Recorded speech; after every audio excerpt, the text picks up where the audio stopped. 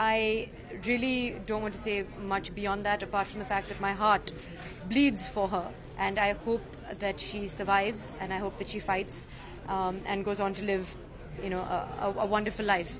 I'm only praying for her well-being at the moment.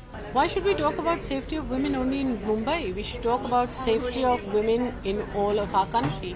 And it is indeed a shocking state of affairs that the situation has come to pass, so that we are witness to a gang rape of the most horrific kind that we have seen in recent times.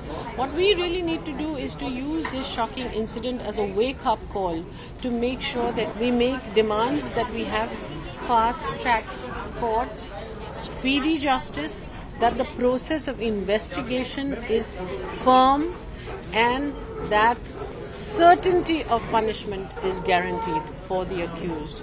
I think when it comes to things like safety, it's not really a question of which city. I myself have experienced a burglary in my own house earlier this year. So I know that, if you're in the wrong place at the wrong time, it can happen to anyone in any city. And, one is reading now about how, you can take sensible precautions and look after yourself. But sometimes just bad things happen to good people. There's no point in just blaming one or the other class. Each one of us is culpable, and we have been responsible in some way. What about sexual harassment? Where have the laws been put in place? When you see a girl being molested on the road, have you gone to actually help her? Do you look the other way? Why do you look at instances which are called eve teasing, which is much more than that? It is molestation, and say, but aise to chalta hai? Nahi chalta hai. Violence against women must stop at all levels. The fact is that there is tacit approval for violence against women in society, and that must end.